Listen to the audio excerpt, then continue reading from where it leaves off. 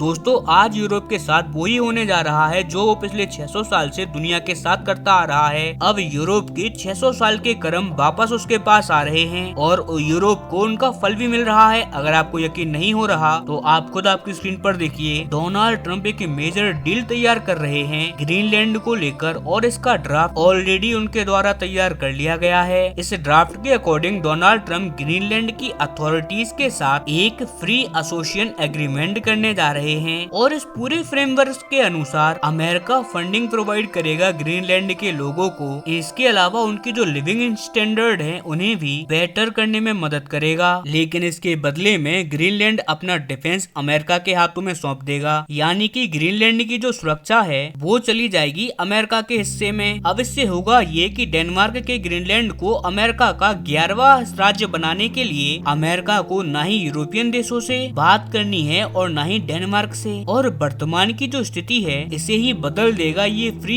Association agreement यानी कि FAA। अगर आप नहीं समझे तो डोंट वेरी, मैं आपको थोड़े और सरल भाषा में समझा देता हूँ। देखिए अगर फिलहाल की कंडीशन में हम बात करें तो अभी ग्रीनलैंड डेनमार्क का एक सॉवरन स्टेट है, यानी कि ये एक ऐसा राज्य है डेनमार्क का जो कि खुद पर अपना अधिकार रखता है, लेकिन इसकी जो फॉरेन पॉलिसी है, इसकी जो सिक्योरिटी है और इनका जो डिफेंस है वो है डेनमार्क के अधीन। और इसी वजह से अगर डोनाल्ड ट्रंप ग्रीनलैंड पर कब्जा चाहते हैं, उसे एक अमेरिकी राज्य बनाना चाहते हैं, तो पहले उन्हें ग्रीनलैंड से बात करनी होगी। तो ऐसे में उन्हें ग्रीनलैंड के लोगों से बात नहीं करनी, उन्हें बात करनी होगी डेनमार्क की सरकार से, क्योंकि उसी के अधीन है मैन कंट्रोल। लेकिन ट्रंप बार बार कह चुके हैं कि डेनमार्क ये ग्रीनलैंड तुम हमें दे दो और इसके बदले में हम तुम्हें पैसा देंगे, पूरा सपोर्ट देंगे और भी बहुत कुछ देंगे। लेकिन डेनमार्क के किसी भी लालच के सामने नहीं टूट रहा। डेनमार्क किसी भी कीमत में ग्रीनलैंड अमेरिका को देना ही नहीं चाहता और पिछले 1 साल से खींचतान चल रही है अमेरिका और डेनमार्क के बीच में, और इसी डेडलॉक को अब अमेरिका तोड़ने जा रहा है इस नए ड्राफ्ट बिल से। इस नए ड्राफ्ट बिल से होगा ये कि ये जो फ्री एसोसिएशन एग्रीमेंट है ये स्टार्ट होने के बाद डेनमार्क पूरी की पूरी पिक्चर से ही बाहर निकल जाएगा। यानी कि ग्रीनलैंड अपनी सुरक्षा, अपना फाइनेंस, अपना डिफेंस अब डेनमार्क से हटाकर अमेरिका के हाथों में दे देगा। और इसके बाद अमेरिका डायरेक्टली बात करेगा ग्रीनलैंड की आम जनता से कि वो अब वो ग्रीनलैंड को अमेरिका में मिला रहा है। और ऑब्वियसली अमेरिका एक बहुत ताकतवर देश है, अमेरिका के पास पैसे की कोई कमी नहीं है, बहुत सारे उसके पास सोर्सेस हैं। जैसा ऑफर वो रख सकता है ग्रीनलैंड के सामने कोई और रख ही नहीं सकता। और ग्रीनलैंड की टोटल आबादी ही 56,000 की है, एक छोटी सी आबादी उनके पास है, आप आराम से उन्हें कन्विंस कर सकते हैं। और जैसे ही अमेरिका को लगने लगेगा कि 30-40,000 लोग अमेरिका के पक्ष में हैं, तो ऐसे में वो करवाएगा रेफरेंडम। अब रेफरेंडम क्या होता है, तो ये होता है जनमत संग्रह। सभी लोगों से पूछा जाएगा कि आखिरकार क्या आप ग्रीनलैंड को अमेरिका में मिलाने के लिए रेडी हैं और ग्रीनलैंड को अमेरिका का 51वां राज्य बनाना चाहते हैं या नहीं। और अगर 51% लोगों ने भी कह दिया, यानी कि आधे से ज्यादा लोगों ने कह दिया कि हाँ हम बनाना चाहते हैं, तो अमेरिका ऑटोमेटिकली पूरे के पूरे ग्रीनलैंड को कब्जा लेगा, वो भी बिना किसी टकराव के। इसीलिए ये पूरी कानूनी प्रक्रिया तैयार करी है अमेरिका ने और बहुत ही जल्दी इस प्लान को एक्शन में भी लाया जाएगा। लेकिन आपका सवाल होगा कि यार यूरोप तो इसका भयंकर विरोध कर रहा होगा, बहुत ज्यादा यूरोप का विरोध झेलना पड़ेगा ट्रंप और अमेरिका को, फिर ये लोग उससे कैसे निपटेंगे। तो देखिए यूरोप से निपटने के लिए ही तो अमेरिका ये ड्राफ्ट बिल लाया है। दरअसल ये पूरी कानूनी प्रक्रिया लाई ही यूरोप को उलझाने के लिए है, अदरवाइज मिलिट्री एक्शन करके तो कुछ घंटों का काम है ग्रीनलैंड को कब्जाने का। अब आप लोग कहोगे कि यार इससे यूरोप कैसे उलझेगा, तो मैं आपको बताता हूँ। अच्छा आप जरा बताइए कि अभी तक जितने भी देशों के बंटवारे हुए हैं जिन्हें यूरोप के द्वारा तोड़ा गया है, उनके लिए यूरोप ने आखिरकार क्या प्रक्रिया अपनाई है? जनमत संग्रह।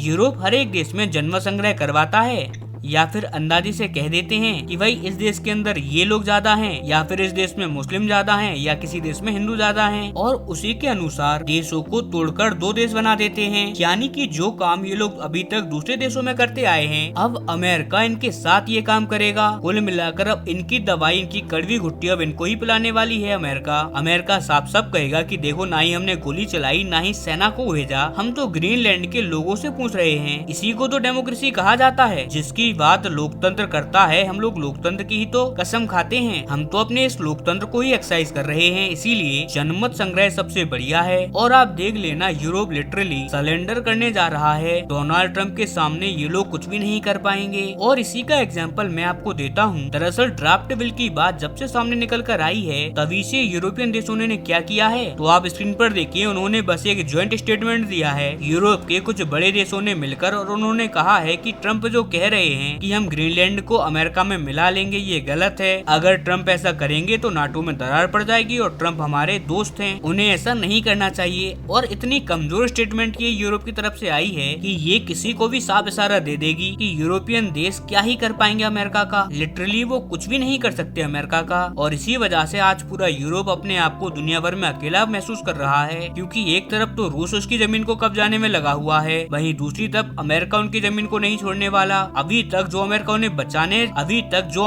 बचा रहा था, अब वही उनकी जमीन को कब्जा रहा है, वो भी यूरोप के सबसे बड़े भूभाग पर।